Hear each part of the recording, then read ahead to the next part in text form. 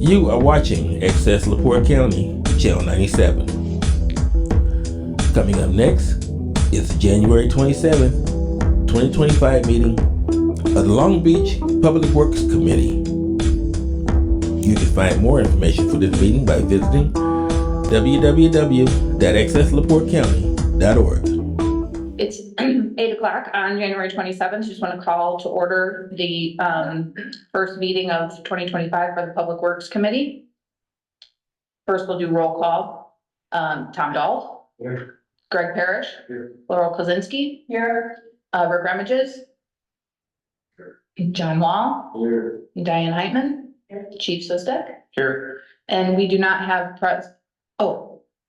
we do not have present Scott Pop, who may or may not be continuing on in the committee. We need to get confirmation from him. So we can look at that later, but that's why he's not on roll call. We don't know if he's going to be continuing on. So that's it. First order of business, I'd like to make a motion to approve the December 2nd minutes. I make a motion to approve. Laurel. Second. Thanks. Great. All in favor? Aye. Aye. First up, unless I'm missing anything, you have any comments first, Chief, or anything? No. Okay. Tom, you guys want to start with your updates? Morning. Morning. Okay, so for the Community Crossing Matching Grant 2025 paving update, Haas is on track for preparing the bid documents. As far as everything with that, that's the latest and greatest for that. I'm not too sure. We don't have a date for when that's gonna go out to bid. Do we got it? They just put it in a paper, just so it's there. Oh, did you? Yeah, we can start. Yeah, it's there. It's February 5th meeting. There's a pre-bid meeting at Haas's office on Lakeshore Drive future paving, that's a work in progress. We're working on details and, as questions and ideas come up and arise, we're kind of addressing those. That's not till the 2026 at least. Pavement markings for the federal grant have been for the Highway Safety Improvement Program grant. The funds for that are moved to the 2026 calendar year. Salt barn update, there's no real update for that. We've kind of been working on everything in the garage and everything else that's been going on. And the F-550 truck replacement, there's no real update on that. It's still on track for June, July area 2025. And that's about all I have. There's nothing new, nothing going on outside of the normal. So I'll just keep regards this, but I know we got lots of compliments that were sent to Mark for all the work you guys did over the snow. We got the salting of the roads and paving and like clearing the community center where people were working out. And you might were already going to say this, but I mean, like probably 3 or 4, I think, just in that one snowfall about how appreciative everyone was. So thanks. Appreciate it. This may be very quick, Chairman. The change in administration put any of the grants in jeopardy? Is anybody concerned about that? I don't. Oh, I'm sorry. I don't think so. This is everything that's already in motion. It would just be as far as anything, filling everybody in on where we're at, what we're doing and everything else. Okay. But nothing should change as far as if administration changes or anything like that. Nothing changes. It's already kind of set in stone kind of thing. Good deal. Thank you. Yeah. Just before we get off the times list there, on the Lakeshore Future Paving, do we want to try to do that little survey this year? Like spend some time once it gets warm, walking up down Lakeshore Drive or whatever we're gonna do. Yeah, I think, and speaking of Haas, we're gonna do a public outreach campaign, also have like a town meeting, allowing some, input from the homeowners along there. But I think before we do that, we're waiting for Haas to get back with the estimated cost for that project and how many years, because we're looking at a 2 to 3 year probably programmed to do that. But no, that's a good idea. I think we need to do that at some point. I think we, yeah, because it'll take some effort to just figure out where the squeeze points are. Yeah. And I think just an afternoon walking with Haas and discussing some of our concerns before we move to the public meetings and that. So we can then share that with the council and, you know, kind of educate them on some of the hurdles that we have as we address this project. Because we cut a loose on some money right already to get. Yes. Yeah, preliminary, scope of work and then a cost estimate to get back to us, so.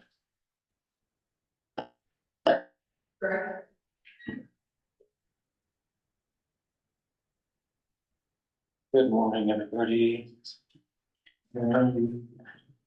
Just a couple of things. The booster station, the generator has been placed down there. Mead did run the gas, across the road for NIPSCO. I think right now we're just waiting for, NIPSCO to set the meter. And once they set the meter, then current can come back in and run the gas to the generator. I think they're gonna have one more shutdown, for, their connections from the station to the generator. And, that would be up and running. Also, I have called a couple of fencing companies to give us a quote on incorporating the fence around the new generator. I actually have, I think his name was Sean from NWI, fencing. He's supposed to call me between 9 and 10 this morning, come give me a price on that. And I do have a call to action, and they haven't got back with me yet, so I don't know. I don't think it's gonna be that much to do that anyway. Maybe when you talk to them, Greg, kind of ask them about our concerns of a car kind of coming into that corner, and if we either put a larger pole or like a bellard type thing in there, or if we go with, like we said, a larger rock. But he's seen some kind of obstruction there to stop a vehicle from making contact with that generator, just in case a car was to come around the corner and slide, you know, that way. So just maybe get their thoughts on what they would recommend. Okay, Is this the generator on Moore Road? yes, okay, okay. Yeah, right there, more. Yeah, okay. Can I add something to that for a request? We've had it a couple of times. And it, I mean, it shouldn't be too much money, but the residents around there ask for some sort of beautification of the generator once the fence is up, like bushes or something. I know there's concerns, like you had talked about it once, that, you know, you still need to get to it and access it and things like that, but it is not that pretty. And if we can, I mean, you know, probably get Dan Healy or something just to plant some low boxwoods or something that would be. Well, there's that, once this project is done, there's not gonna be any way we're gonna be able to hide anything from the front, because that's all gonna be gravel and parking. Oh, okay. Well, I guess we'll just- We have much. There's not much, and that, yeah, the right of way, that station's hugging the right of way, so if anything that's gonna be planted, like behind it would have to be done by the resident, because that's his property. Okay. We don't want anything towering the station. Because the enamel that's on that, the coating that's on that station it requires sunlight. If it did, because before, we were getting spider cracks in it, and that's when we had the tall bushes around there. Yeah. And the manufacturer said, that's why you're getting those cracks, because it's not getting enough sun. Okay. So that's why they came out.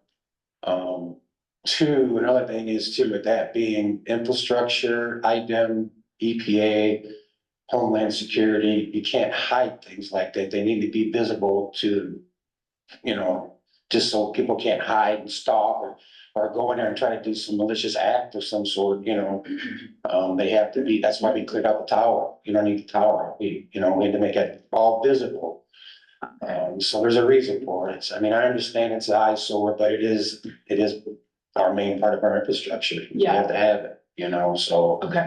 I know there was some concerns. It's been ongoing for a while. Yeah, they just asked a couple of times, Yeah, but I mean, if there's really no way we can really beautify that. Okay. Like, you The know. property owner that is adjacent to that booster station no longer lives there. They've changed ownership. They moved to Fairway Drive. Yes, there's another family member now living in that home, so the home was sold. So just, I think back in December, maybe. I think so. Yeah, so, 'cause I just talked to the homeowner at his new location on Fairway last week. So Yeah, that's I mean- one that we spoke to me. Yeah, He's And well, then there's another one too, gosh, it's on the fire department, I Yeah, can't remember his there's, name. He's on the top a little far away. there, yeah, I can't think of his name, remember that He's got a daughter, another name.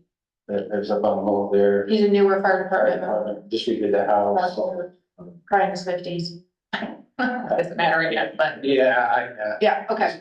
Well, I'll let him know that we spoke about it and we think that the situation is, that it just is what it is. Yes, yep. Scott, right? I believe so, yeah. Mac.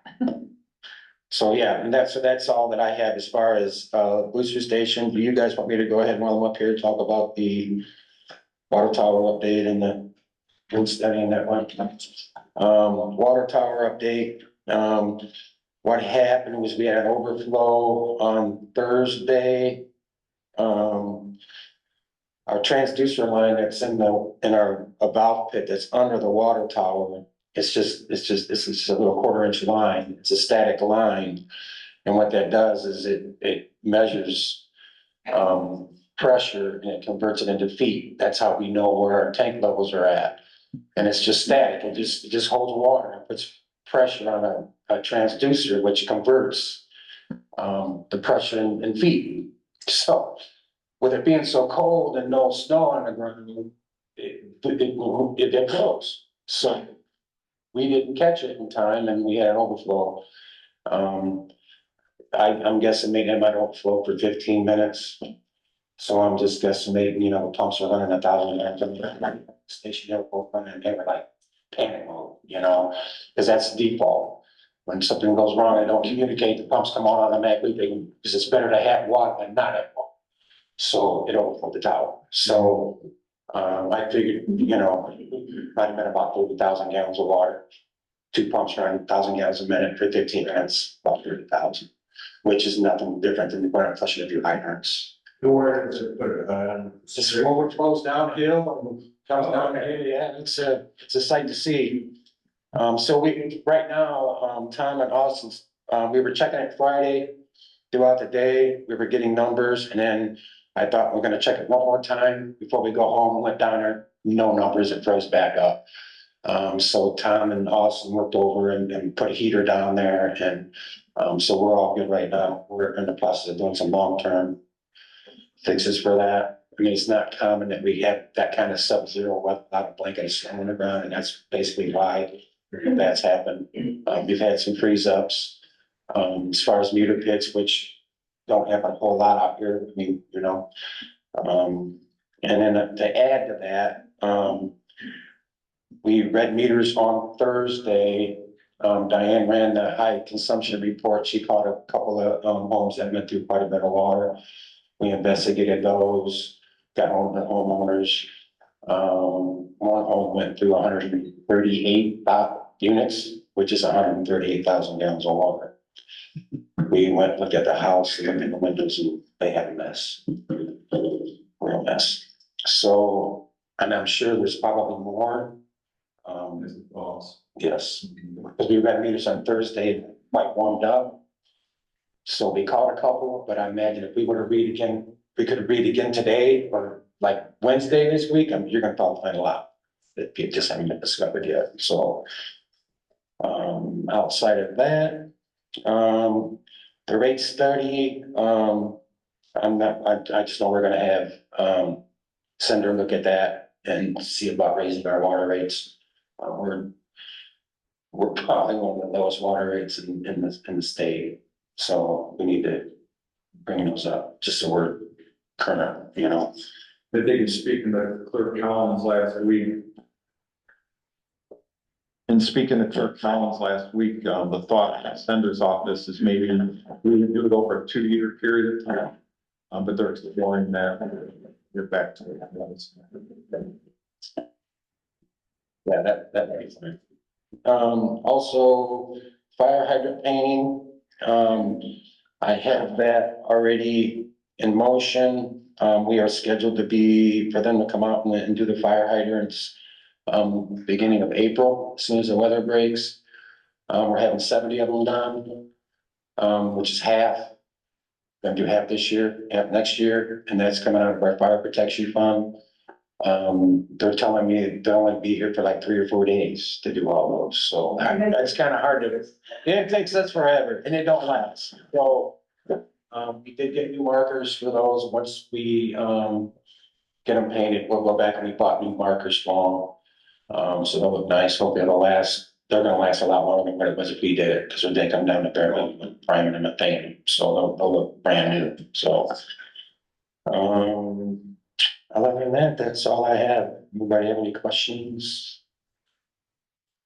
Thank you. Okay, thank you. Anybody else have anything? Just one question. What do you guys think, about Scott's position? Do we need another person? I mean, we could send it out for the council at the the January meeting and just put it out there on the list, because right now we have an APC position open and something else I can't remember. So we could just add this and see if anybody wants to do it, get more people involved, and if not, we could just that's what I'm thinking, like, could put it out there for a month and see if anybody wants to join, and if not, we'll just reduce the committee by one. What do you guys think? Okay.